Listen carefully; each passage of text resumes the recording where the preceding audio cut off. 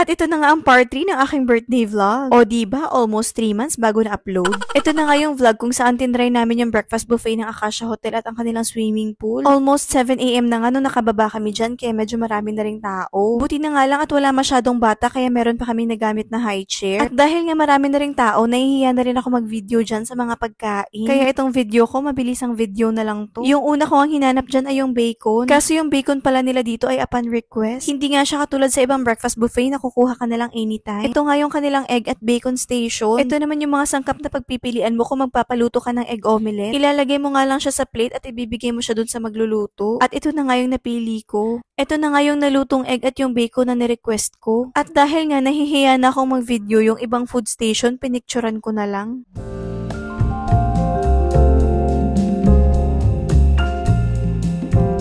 Ito nga palang lugaw na nilagyan ko ng bacon ay para sa batang maliit. Nilagyan ko na rin yan ng konting asin pampalasa pero hindi din siya masyadong kumain. Fast forward nga, ito na nga itsura ng table namin pagkatapos namin kumain. Pagkabalik nga namin sa kwarto ay nagbihis agad kami para makaligo sa pool. Boom! O diba, nasa pool na agad tayo. Yan nga palang salbabida ay pinahiram lang sa amin ng hotel staff. Nakita niya kasing meron kaming batang kasama kaya inabot niya yan agad sa amin. 8 AM something na nga nang bumaba kami dyan sa may pool area kaya medyo mainit na. Pero hindi naman siya masakit sa balat tsaka meron pa namang shade sa may left side ng pool. Nung oras nga na yan, wala nga kaming ibang kasama kundi kaming tatlo lang. 30 minutes nga lang kaming nagbaba dyan bago kami bumalik sa kwarto namin. Tuwang-tuwa nga kaming mag-asawa dahil nakikita namin nag-i-enjoy yung anak namin. Totoo pala talaga yung sinasabi nila pag naging magulang ka na kapag nakikita mong masaya yung anak mo, masaya ka na rin. Tingnan nyo naman yung asawa ko, nasa 2 feet lang na swimming pool pero tuwang-tuwa kasi nag-i-enjoy yung anak namin. Pero sa totoo lang ako ang mas natutuwa dyan kasi 4 feet lang yung pinakamalalim ng pool. Hindi kasi ako marunong lumangoy. Pagsisid lang yung alam ko. Dito nga ay nagsalitan lang kami ng asawa ko sa pagbabantay ng anak namin. Para naman kahit papano ay ma-enjoy rin namin yung pool. Hindi na rin nga kami masyadong nagtagal dyan at mainit na. Mag-check out na nga rin kasi kami kaya marami pa kami nga ayusin sa kwarto. Hindi rin kami nagdala dyan ng pamalit na damit. Meron namang CR dyan kung saan pwede kang maligo at magbihis. Pero mas minabuti namin sa kwarto na lang para dire-diretso na rin yung pag-aayos namin ng mga gamit. Ito nga yung itsura ng bedroom bago kami magligpit.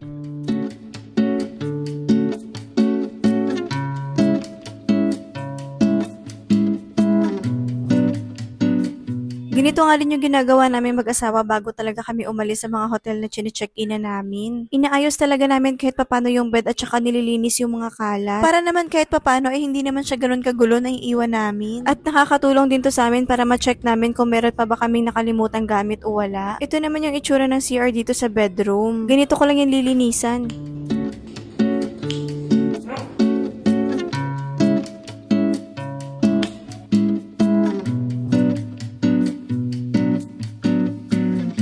Ito naman yung CR sa may sala. Kung makikita nyo, meron nga din kaming biniling dishwashing paste. Masebo kasi yung mga nirehit naming food. Kaya dumikit rin yung sebo sa mga kutsara, platito at saka mga tasa. Ito na nga yung itsura niya pagkatapos naming iligpit yung mga kalat. Ganito naman namin iiwan yung CR sa may bedroom. Nakagawian ko na rin talaga na kapag aalis ako sa mga chinek-in na naming hotel ay nagvi-video ko kung anong itsura niya pag aalis kami. Naalala ko kasi yung kwento ng isang kaibigan ko. Yung friend daw niya na nagre-rent ng isang apartment. Nakapag-decide daw na lilipat na. Pero sabi nung owner, hindi raw niya ibibigay yung deposit kapag hindi niya na-check na maayos na iiwan yung apartment. At sinigurado naman niya na maayos talaga niyang iiwan yung apartment. Kaya nilinis talaga niya at may mga videos pa nga siya. Bago rin siya umalis ay vinidyohan niya yung buong apartment ko anong itsura pagkaalis niya. Kaya nagulat raw siya nung tumawag sa kanya yung owner claiming na ang rumi-rumi daw ng apartment tong iniwan niya. Tapos nag-send pa ng mga pictures as evidences daw. Buti na lang talaga meron siyang video kung anong itsura ng apartment tong iniwan niya bago niya turn over yung susi. Kaya ayun, hindi na ibulsa ni owner yung deposit. At yun na nga ang inspirasyon ko sa pagbi-video na to. At saka para may ma-vlog din ako. At andito na nga kami sa lobby ng Acacia Hotel. Nag-check out na kami niyan at hinihintay na lang namin yung go signal na pwede na kaming umalis. Syempre, i-check muna nila yung room baka kasi dinala namin yung una. At habang naghihintay nga, ito namang mag-ama ay nag-uusap yata tungkol sa chandelier. At dito ko na nga tatapusin yung vlog na to. Kung umabot ka sa part na to ng iyong panonood ay maraming salamat. Don't forget to like, share, and subscribe. See you on our next vlog. Bye!